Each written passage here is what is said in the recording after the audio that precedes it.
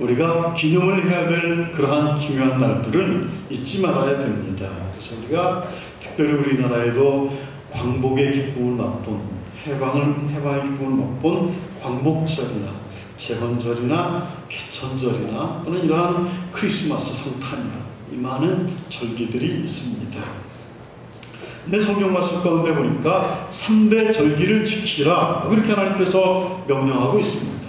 6월절과 맥주절과 수장절을 지키라 이렇게 하나님께서 명령하셨습니다.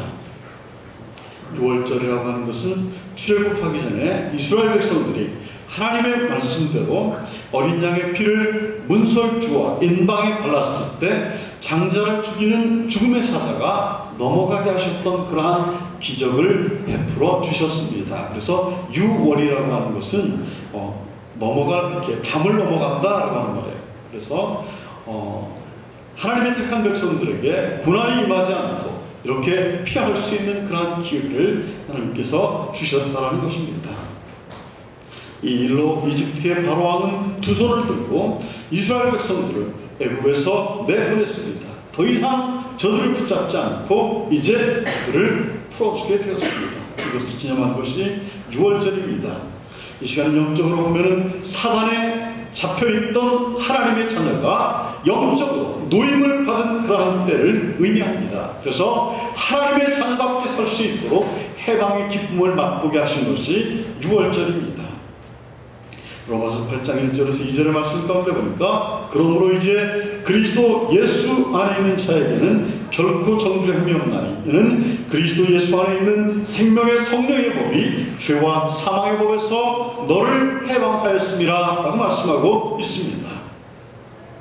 오늘 우리가 지키는 백추절은 6월절이 있은 후에 50일이 되는 그러한 날을 기념하는 절기입니다.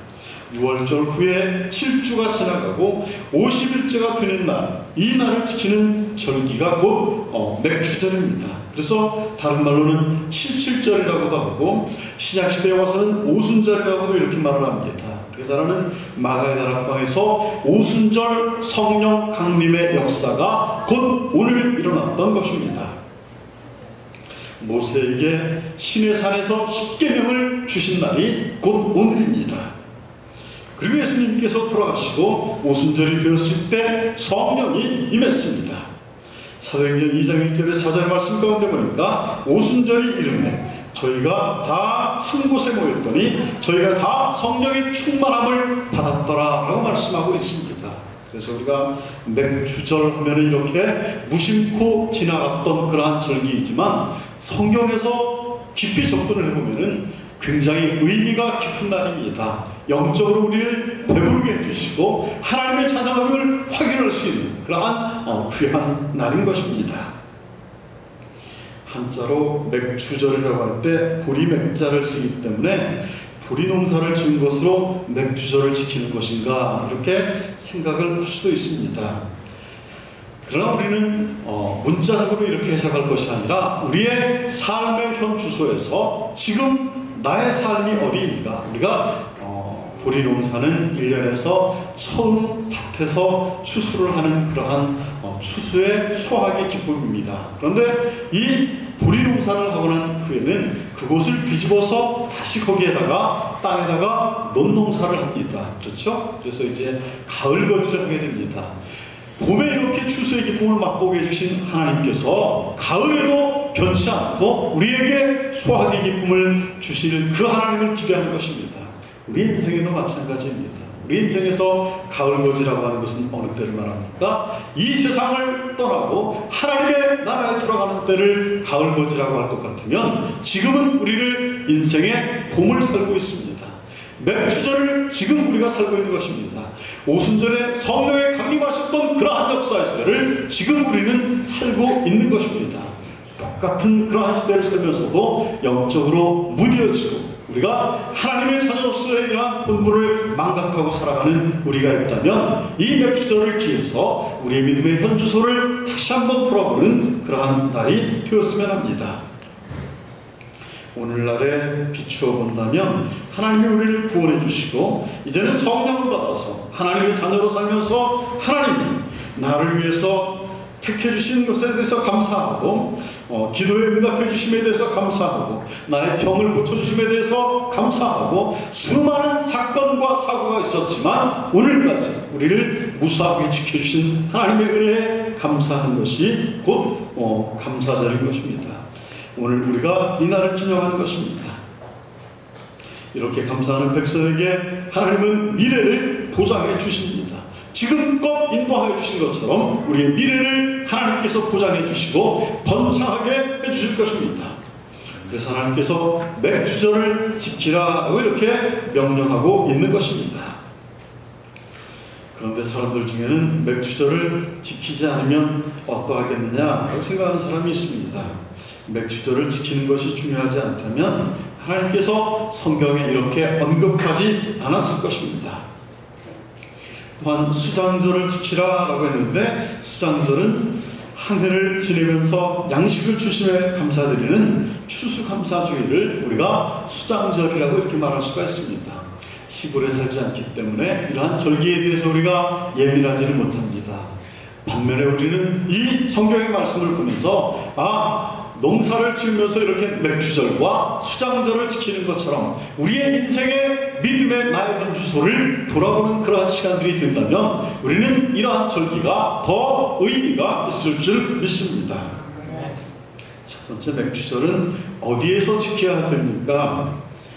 내 하나님 여호와께서 신명기 26장 2절의 말씀 가운데 보니까 내게 주시는 땅에서 그 토지 모든 소산의 만물을 거둔 후에 그것을 취하여 광주리에 담고 내 하나님 여호와께서 그 이름을 두시려고 택하신 곳으로 그것을 가지고 가서라고 이렇게 말하고 있습니다.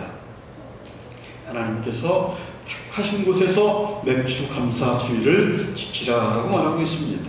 신명기 12장 5절에서 6절의 말씀 가운데도 보니까 오직 너희 하나님 여호와께서 자기 이름을 두시려고 너희 모든 지파 중에서 택하신 곳은 그 거하실 곳으로 찾아 나아가서 너희 번제와 너희 희생과 너희의 11조와 너희의 손의 거제와 너희 서원제와 낙헌 예물과 너희 우양의 처음 나온 것들을 너희는 그리로 가져다가 드리라 라고 이렇게 말하고 있습니다. 신명기서 12장 1절의 말씀 가운데도 너희는 너희 하나님 여호와께서 자기 이름을 두시려고 한 것을 택하실 그곳으로 나의 명하는 것을 모두 가지고 갈지라 라고 이렇게 말하고 있습니다. 하나님이 택하신 곳이 어디십니까? 하나님께 예배를 드리는 곳입니다. 하나님의 성전입니다. 오늘 이 자리가 하나님께서 우리를 기다리시는 성전인 줄 믿으시길 바랍니다. 우리가 집에서 예배를 드리려고 이렇게 떠나오는 순간 하나님은 이미 하나님의 절에서 여러분들을 기다리고 계신다는 사실을 기억하시기를 바랍니다. 다른 때는 몰라도 절기를 섬기는 때는